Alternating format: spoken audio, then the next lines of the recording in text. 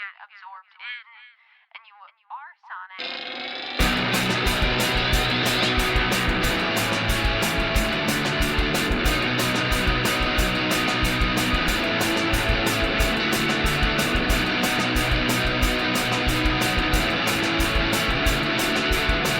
What's up, everybody, and welcome back to No Repeat, a podcast where we pick 3 songs every week with no repeats and no do-overs to create a perfect playlist for every occasion life throws at you. Joining me are my co-hosts, Tyler Reed. Pew pew. Gotcha. And Sean Evans. So I was at a bike race today, and after a long, difficult race, I decided that 10% of it was the course and 90% of the bad result was my fault. But then I realized after that probably a 9% of the course was also my fault. So just think about that. 100% your fault. No, 99. Well, 99% was my fault, yeah. This is 99% Sean's fault. I'm Taylor Olmsted. Tyler, what was our challenge this week? What's up, cool babies? This week, Soul Friendly Fire Challenge. But this week, with a twist. What a twist. Sean came up with a wacky-do idea, and he said, well, what if, instead of just picking our friend's favorite song, what if we give them, we spice it up, and this week, we decided to find the perfect song that we think the other person would love, that they'd like a whole lot, that they haven't heard before, presumably. I loved this idea, mostly because I came across a song a couple weeks ago that was instantly a Sean song in my mind, and I wanted to share it with him, but for some reason I didn't. And so as soon as this challenge came down, I just slapped that thing into the super secret channel, like, faster than white on rice. Like, I was ready, I had it ready to go. And then, of course, throughout the week, I found more songs that I thought Sean would like. There were some Americana tracks that I really enjoyed. There was some, like, heavy rock, like, not quite heavy metal, but kind of like a heavier, like vaguely stonery rock that I thought Sean would enjoy. But I'm really satisfied with my pick. I feel like I leaned into Sean's neo-psychedelia love, his kind of Tame Impala place with this pick. And that's really what I was going for. But how did you guys pick? I feel like we all ended up in that zone. I think that might be like our sort of... I'm calling it now. The fall is going to be very psychedelic for us. I believe it. I'm still saying it. 2020 year of the saxophone. But fall 2019, the season of psych. Who should we be looking out for then? Do you have any up and coming artists that you're... In terms of psych rock? Yeah. I mean, that's actually why I want to do it, is because I haven't paid attention to that space really since like late high school, early college. But a lot of our picks this week reminded me of how much I enjoy the genre, and so I'd like to go back to it. I know there's a new King Gizzard record out this fall, or that just came out like a couple weeks ago. That one's more is more thrash metal. Yeah, but it's King Gizzard and the Lizard Wizard. If you don't like what they're doing, they'll just have another album out in 2 weeks. Sure, that's fair. But yeah, I don't know. I mean, I'm expecting a little more psychedelia. I don't know where it's going to come from. I want to dive back into the scene. I mean, if Tame Impala releases something new, I mean, that certainly will do it, won't it? Do we have anything coming up, do we know of? Yeah, they have an album coming up here pretty soon. They put out a lot of singles. I should say Kevin has put out a lot of singles.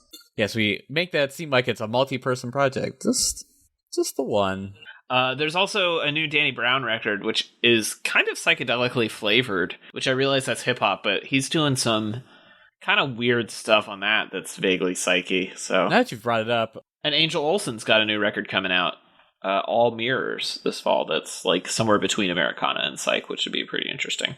How did you pick your song, Tyler? So the way I approach this challenge is much like the way that I think we kind of just share music organically, or at least the way we kind of used to, which was we would like just sit around and we would just play things that we thought each other would like. So I was like, what is something I'm listening to right now that I think Taylor would like?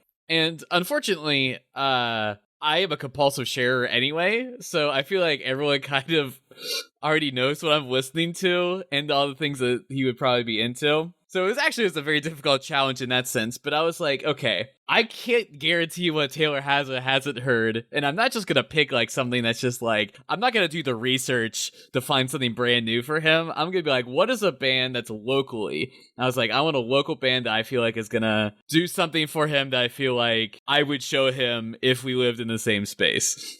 So, can you tell me on a scale of compulsive sharing on like 1 being social media platform and 10 being shoving food in people's mouths like a mother bird? How compulsive sharing are you? Well, basically, aside from Taylor and myself, I know very few other people that I've encountered in real life share as much online as we do. Like, I don't know, like a lot of IRL people do not share that much online. Do not really share things out in the open. But I'm like, new song, let's put it on the Instagram, like, I'm gonna talk with other people about it. I'm gonna be like, hey, I think this is something you're gonna be into. I just gotta give people just, here's things I'm listening to. Please like it. Because usually I'm like always in the research lab. Like, I'm like, why is this artist recreating like a 80s video game soundtrack, but it's also vaporwave? I'm like, do you think this is good? Do you think this is good? I'm sharing it. Please just let me know if it's any good. I can't tell. I think it's good. See, and this is a wonderful way for me to segue into how I picked. Which was? So I actually wanted to pick a song that was slightly memeable, because I've had 49 episodes now to realize that what Tyler's taste is kind of like. So I actually made a playlist where I just put on all kinds of music, and I listened to it like, maybe 20 times this week. I'm not even exaggerating, like 20 times. And I just kept rounding it down. Like, yep, this one, nah, not this one anymore. But this one's still good. I like this one. And that's how I came up with it, because I know that he likes to meme stuff, and I figured this would be a good memeable song that fits with his like his taste.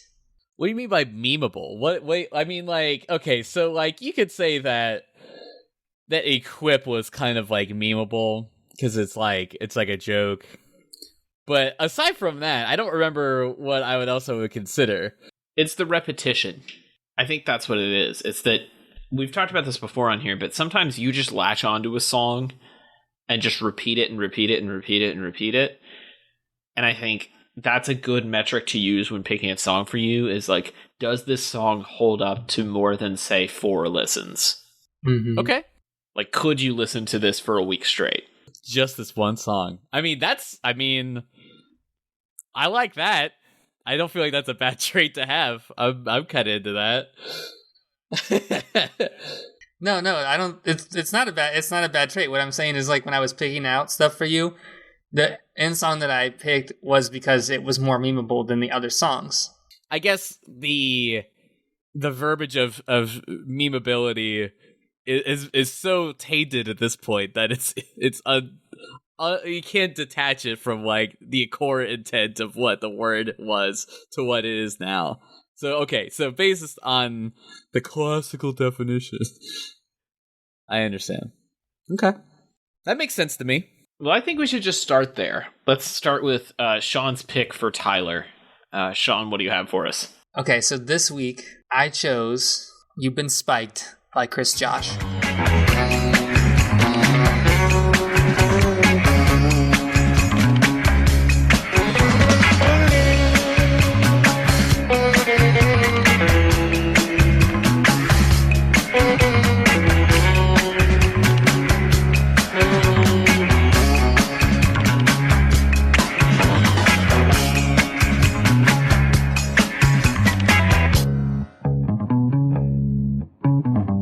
Okay, so I can tell you right off the bat, like, how I discovered Chris Joss was, if you've seen Better Call Saul, have you guys watched Better Call Saul? No. Okay. Absolutely not. There's a heist scene where they actually play another track off of this album. It's not really a heist, it's more of like a discovery scene. And they use Chris Joss's track off of this album to like set the background for that. And the reason that I picked this as a meaningful song is not only because it has like good psychedelic vibes and it's fun to listen to, but because you can do it on repeat for so many things. So like I'll just set it up how they do it in the show. So they have a character and he's looking for money that's been embezzled. He like breaks into someone's house and finds it, and they use blacklight and everything. So it almost has like a very casino-y feel, but it doesn't. But it's heisty and not kind of heisty. And when I think about when we're off the show and we're talking, the three of us, Tyler's life is not heisty, but he almost like soundtrack stuff. So you need to provide him with a soundtrack, preferably a memeable soundtrack that he would enjoy. And I also think that he would kind of like to do a little spy movie thing. So I felt like having this would be really good if he's like, if you're watching a security camera footage of him like walking around the back of a coffee shop brewing like 6,000 cups of coffee, and like his little process where he's like scrubbing something and moving over here and like kind of pouring that over and like getting in the truck and driving out to the place and the sun comes up and all this. It's like a whole process music for me. And I thought he would love this because I know that you're not like a super, like you don't need lyrics, but you don't really prefer them right now. So I wanted to get rid of that. So that got rid of a lot of my music right there. But I have like 4 or 5 songs that I'll talk about that don't have music in them on the playlist that I made for you. This one just really stuck out because when I was going to work, I loved it. When I was at work, I loved it. When I was riding my bike, I loved it. When I was going to the store today, I loved it. Like, it just felt fun. Oh, that was so beautiful. I feel like, Sean, you really get me. Which I think is really why you wanted to throw like a theme on top of it. Because I feel like in some ways having to be like a themeless choice kind of limits what you can choose. And so I think you're like, I'm going to find something. I'm going to find it. There's got to be a sound, something he's never heard before, and it's out there. There's something he hasn't heard that I can find that fits right in. And, I mean, you're right. I mean, it presses a lot of really good buttons. I ended up kind of listening to some of the other stuff, like, in their catalog. I kind of liked some of the other ones that were more, like, a little more synthy. But I mean, this is just... top to bottom is pretty much exactly what I'm into. And you're right. I think in some way I want something that's going to make me feel cool whatever I'm doing. It's going to give me a mood. It's going to allow me to insert myself into a scene, into an idea. I think it's good. This song is awesome. Where to begin? So first of all, it seems like the album, just based on my limited understanding of it, is this kind of like mix of James Brown style funk with like blaxploitation era film music, which I really enjoy. Like the melding of those styles is really interesting, but it also has this 60s psychedelia going on in it. Like there's a sitar drone underneath this track that I just love. It's very like 67, 68 Beatles. It's droney and weird, and it has like this kind of salsa-y or like Latin beat to it with some castanets going on. And the phased drums are kind of a cool touch. They kind of modernize it a little bit, make it kind of feel like it's part of the down-tempo style of the 2000s, like some Thievery Corporation type of stuff. But it feels like film music for a film that was never made, you know? Like it's got this really stylistic flair to it that I enjoy. If you like this, you will also probably like Sean Lee. Sean Lee's Ping Pong Orchestra in particular, which is like a group that he has, does a lot of really cool stuff that sounds like this. I really enjoy this style of music. I think it creates a cool mood. This is the kind of stuff I like to listen to on long road trips because it just kind of puts you in a zone, puts you in a headspace. And I really enjoy this. I haven't listened to the rest of this album yet. I just downloaded it as we were here podcasting so that I can listen to it on my commute tomorrow. But this is awesome. I totally love this. Great discovery, Sean. I think the point on it being a soundtrack for a movie that doesn't exist is really hits the nail on the head, because I think for me, I'm always kind of looking for what inspires the thing that people create the music for. The anime Cowboy Bebop has like a just a famous like jazz intro and features like a lot of like jazz in its soundtrack. And I'm like, I don't want to put this on the playlist. I want to find the genre and influences that inspired this and then put that on there. So this is kind of like, in a way, the best of both worlds, where it's like, it feels like it's inspired by it, but also its own like unique thing that doesn't feel tied to it. Because I don't want something that feels like, I don't want it to be completely implanted into the movie or the show. I want it to feel of its own, so I can put my own idea into it. Well, then, Tyler, you had me. So what did you pick for my song this week? This week I chose Paper Dagger by In the Pines.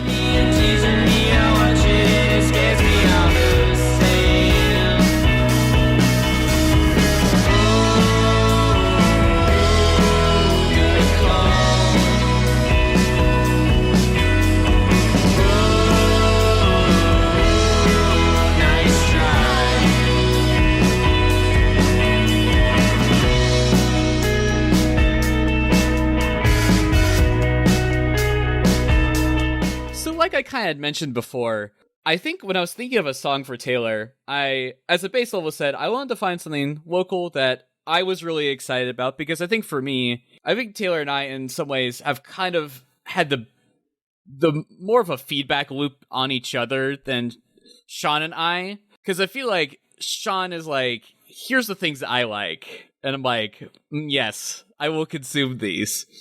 But I feel like Sean kind of went away. You know, he went off to college, and so we had like an extra like year or so where we kind of like, I feel like we ping ponged a lot of stuff back and forth. So I feel like we kind of built a more of a repertoire in that way. That being said, I mean, of course, now Taylor is we've all kind of shifted in our own directions, but I still feel like at our core, I feel like we have a lot of things that we can relate to. Because so it was hard to find anything that was in the past. I was like, oh god, we've listened to all these things together. I can't pull anything back. So that brings me up to the local music. So In the Pines is a 5-piece local band. They're kind of psychedelic, kind of rock, kind of, not necessarily, they're not metal. No, I don't know. It's kind of almost feels like if you were to play a cover band of the Allman Brothers' Jessica, just based on that idea. And I think what they offer is they offer a very familiar flavor, but I can't just say that. I just got to say that the saxophone just really does it for me. And I think it brings a new kind of taste into the mix. And I think it just makes for a really good package. I think it's a little less intense on the vocals, and then it just kind of focuses on good, just like guitar work and just sort of like almost kind of like a jammy kind of feel. I don't know. I just figured it was something that'd be interesting, and really more or less, I'm interested to hear what Taylor said. I don't know if I would think that it's a perfect pick for him, but it is the thing that would be perfect for me to show to him. So I think you did really great. Don't feel like you messed up at all. It feels like a poppier, more lighthearted version of the Black Angels. I don't know if you ever listened to the Black Angels, but I got really into them in like late high school, early college. They're a very dark neo-psychedelia group from Austin, Texas. And it's very droney and stonery. Whereas this feels a little more bright and sunny. And I think the sax is part of that. I think just the way the guitars are mixed is a part of that. I really like that sensibility to this, because I always liked the Black Angels, but it always felt like they were just too sludgy and too like down in the mire. Whereas this is psychedelic, but it's still, you know, upbeat and fun, and you could like have it on when you're driving around with the windows down, or if you're like hanging out at the beach or whatever. Like, it's a lighthearted psychedelia, which is what I like. Like, I love a good bubblegum psych pop. Like that 60s bubblegum music, I'm there for it. Give me some of that Lemon Pipers or Ohio Express. Like, I'm there. And this is following in that lineage, and I really enjoy it. I think the sax is fun. I wish it were incorporated a little bit more evenly, because it comes in on the bridge and has a really good solo, and then it's in the final chorus at the end, but it's not really at the beginning of the song, and I don't know why. It feels like a sudden addition. But I'm sure if I listen to the rest of the record, it probably is interspersed throughout and it wouldn't feel as jarring. And I agree. I think the guitar work is really good. I love the guitar tone. I'm sure Sean will be able to tell me exactly how they did that. But that particular guitar tone just feels very like neo psychedelia to me, which I really enjoy. This is a really fun song. I was walking down the street listening to it today, and it was perfect for that. So absolutely love it. They just run in single coils into Fenders. I knew it wasn't going to be that complicated. Yeah, it's that's what I get from it. But that's not bad. Like that's like the very California psychedelia sound, which is cool. I like it. I like the guitar tones in this track a lot. I wish it had about 100% less saxophone. Oh no! But as everybody knows, I already have feels about the saxophone. I'm really glad this is a local band, though. I think you kind of really got Taylor good, and you gave him a nice local band to listen to. I was also really surprised that this song actually has a very low number of views, which is kind of surprising. It feels really well developed. So they must be like a hit on the local scene and be selling vinyls or something, because I'd be interested in going and listening to them more. Are they a real band? Yeah, I mean, the album's on Spotify and Apple Music, so. They did just have a show. They had a free show on Saturday where they played in support of Y, which is a relatively popular musical act. It's like an alt hip hop rap band. Okay, that's cool. Good choice. I mean, to be fair, I've been going to, like I said, I've probably said this out loud before, but I've been going to a lot more local shows, but it really hasn't mattered how good or bad the band really is. Typically the Spotify listens are usually not very high. I don't know why that is. He doesn't realize he's a hipster, Taylor. I mean, I am. In his 90s style t-shirt that says the name of the city he lives in, but he's not a hipster. No way. Please, you're killing me. Please. Speaking of hipster things, that just leaves the song that I picked for Sean, and I picked Television by James V.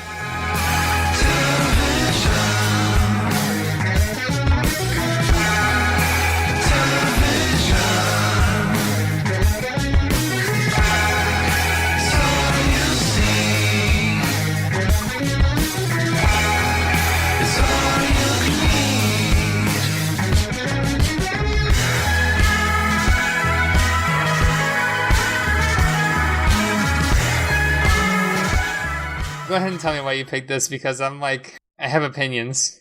All right. So, Television feels like a Sean song. It feels a lot like something that would be a B-side off of Tame Impala's Let It Happen. Like, a strong start. is it a great song in the way that some of those Tame Impala songs are great? No. Like, I think it is a little bit samey and it has some problems. But it's extremely catchy, and I love the call and response between the vocal and the lead guitar, particularly in the chorus, where he says television, and then there's this little downward scale run on the lead guitar. Like, it works, and it's so, like, simple and catchy, and it just lodges itself in your brain in a way that I feel is very Sean. I really like the overall tone of the song. It's this kind of like glossy neo psychedelia that we've been talking about all night. A little bit darker than what we just had with In the Pines. This is definitely, some sludgy influence for sure. But the melodic lead guitar is just so bright and fresh and interesting and clearly well played that I can't help but kind of love this song, even for all of its oversimplicity and its vague flaws. Like, it's fun and interesting, and I don't know, as soon as I heard it, I knew that it would at least fit Sean's aesthetic. I'm curious to hear if he actually likes it, but it seems like it's in his wheelhouse. Okay, so let me first just start out by saying that I know how you found this song, And it's because you're so into weird YouTube, like you just never escaped that yet. And this is Okay, no. I should say this song came up on my new music mix on Apple Music, and then I found the YouTube video. The YouTube video is straight up garbage. I heard the song like 20 times before I looked up the video, and I legit tried to find any version of this song that didn't include this garbage video to share with you. Because I hate this video. It's creepy and it's weird. It's like animated 3D stop motion. I don't know what the hell is going on here. It's terrible. And I even put in our super secret channel, I was like, the video is awful, just listen to the song. Because if I could have found a version without the video, I would have, and I'm so sorry. no, but I can overlook that. Because when I listened to this song for the first time this afternoon, I said, I don't know, I think Taylor might have missed the mark on this one. What? But this is about my 15th time listening to this song, and basically why I'm upset is because you know that I get off on saying that nobody knows who I am and being distant and really needing you to be really close to me, you know? And like all you've done is shown me that you really understand the music that I like, and found a band that's somehow a mix of Tame Impala, Mac DeMarco, Arcade Fire, Father John Misty, Black Keys. Like you just like found all of this and like squished it together in this like really tacky video, and I just keep playing it over and over because I love it so damn much. Because it's such a good song. And you even like took the Queens of the Stone Age route and had like a good like little introduction vocals like in Songs for the Deaf, which is probably one of my favorite albums ever. And I was just like, why do you have to do this to me? I'm so unmysterious. Thought I was being so opaque, but I'm such a transparent jellyfish. I don't. I should say But that said, this song is great. the spoken word intro is not on the like actual song version that you find on streaming services, but it is in the video. Okay. It is a deceptively great song, though, isn't it? It is so good. Oh no. Guys, I don't have any opinions about the song, but you know I'm gonna play this all week. It's gonna happen, isn't it? Because you're right. Like when you hear the chorus and it's like the lyrics versus the guitar solos, it's so cool. It's so interesting to listen to. And it's so like, oh man, this is like heavy stepping down the street, like in your bell-bottom pants with your cutoff shirt. Like, oh, it's so good. And the moment I knew I don't even mind the creepy video anymore. the moment I knew that this was the right pick, and I'm sorry if this is TMI, but I was getting out of the shower in the morning. Great. And I looked myself in the mirror, and I had like the towel wrapped around my waist. It was like, early in the morning, and I was just going, television. And I was like, yeah, that's the song. It's like, the chorus is just one word, and yet he makes it so catchy. I don't know how he does it. You picked a winner. I don't like, thanks. I guess that's all I gotta say. Thank you for picking this awesome song. So now I'm gonna go put it on a couple, probably 25 playlists. Probably just have it on the whole playlist for a long time. The television playlist. All right, and now it's time for notable B-sides. And these are songs that were so close to being, well, someone else's favorite, but guess you'll just have to tell them about them so they can see if there was actually a new favorite in there. Anybody got some B-sides this week? This week, had Slow Down by Jess Lamb. What If It's Real by In the Pines, also a great song. Lover, Fighter by Moonbow. It was a close contender. But it's like Taylor knows this. I know Moonbow, yeah. Yeah. Because I talked about it. I'm sure you looked it up. This Much Light by Rachel Mousey, and then really just like whatever softened song. Like I was gonna probably choose something that's probably gonna be good. I had Didn't I by Lily May, who is the violin player for Jack White.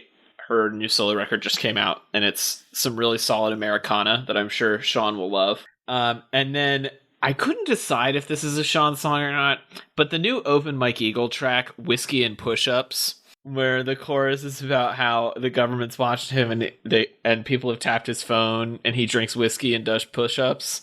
I was like, this just seems like a Sean sentiment. And I don't know if the song would be up his alley, but the lyrics would be. Oh, so I finally have a long list of B-sides this week. Oh no, here we go.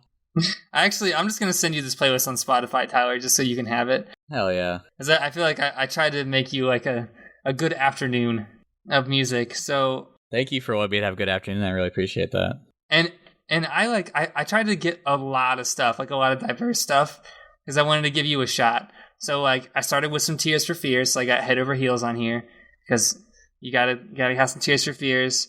I actually have some like solo piano music that's like modern classical. Curious. So I got a lot okay. of Dustin O'Houlihan, if you heard of him.